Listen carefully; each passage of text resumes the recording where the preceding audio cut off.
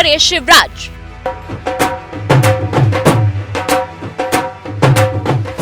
MP में बरकरार शिव का राज।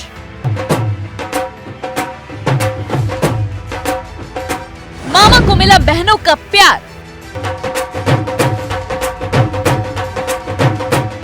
रुझानों में दिखा कमल का कमाल। पर अब सवाल ये कि आखिर कौन होगा एमपी में सीएम फेस का दावेदार। मध्य प्रदेश में भारतीय जनता पार्टी बड़ी विजय की ओर बढ़ रही है। अब सबसे बड़ा सवाल यह उठ रहा है कि मध्य प्रदेश में मुख्यमंत्री कौन बनेगा।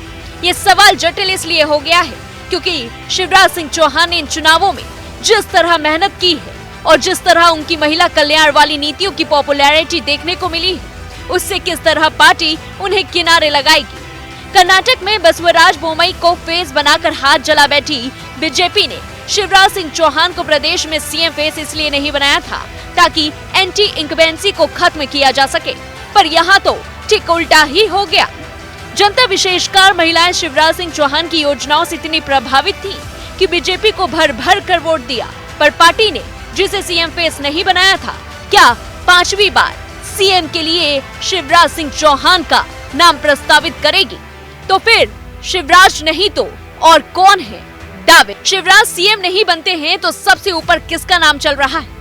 शिवराज अगर सीएम नहीं बनते हैं तो पार्टी ज्योतिरादित्य सिंधिया, नरेंद्र सिंह, कैलाश विजयवर्गीय, बीडी शर्मा आदि का नाम लिया जा रहा है। चलिए जानते हैं सबसे अधिक संभावना किसके मुख्यमंत्री बनने की हो सकती है। पर बीजेपी में हाल के दिनों में ऐसी परिपाटी बनी है कि ऐन मौके पर पार्टी सरप्राइज देती रही है।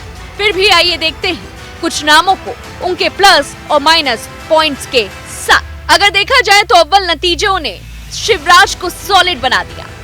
सीएम शिवराज सिंह चौहान की प्रदेश में लोकप्रियता को देखते हुए लगता तो नहीं है कि उन्हें पार्टी सीएम पद से महरूम रखेगी, पर अगर केंद्र नेतृत्व से उनके संबंध, उनका 5वां टर्म उनके लिए मुसीबत बन सकता है।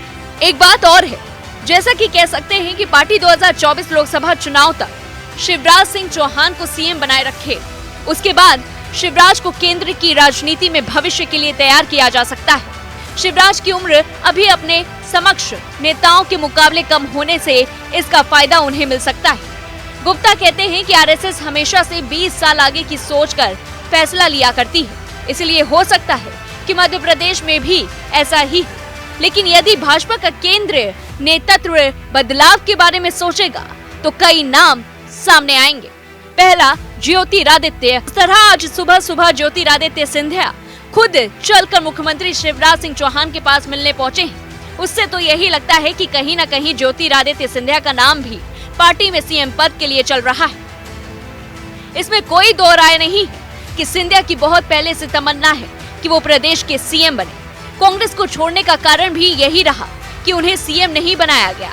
सिंधिया जब से बीजेपी में आए हैं तब से लगातार बहुत मेहनत कर रहे हैं। वहीं अगर देखा जाए तो ग्वालियर रीजन में बीजेपी को बड़े पैमाने पर इस बार बढ़त मिल रही है। 2018 के चुनावों में बीजेपी के पिछड़ने का सबसे बड़ा कारण यही क्षेत्र था।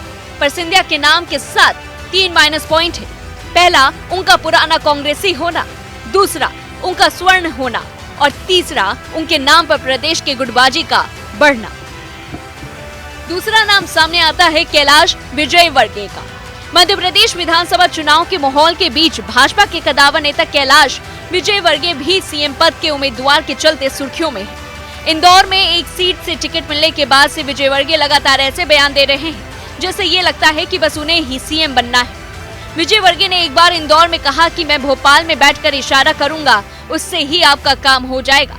इससे पहले भी उन्होंने एक बार कहा कि मैं सिर्फ विधायक बनने नहीं आया हूँ, पार्टी की ओर से मुझे कुछ और बड़ी जिम्मेदारी मिलेगी तो काम भी बड़ा करूंगा। हालांकि राजनीति संभावनाओं का खेल है और कभी भी कुछ भी हो सकता है, इसलिए इंतजार करना ही बेहतर है। तीसरा नाम है नरेंद्र सिंह तोमर।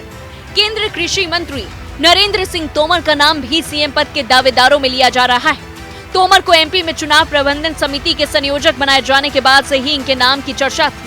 केंद्रीय मंत्री होने के बावजूद उन्हें चुनाव लड़ने के लिए केंद्र ने भेजा, तब तो ऐसा लगा जैसे उनके नाम पर मोहर लग गई हो।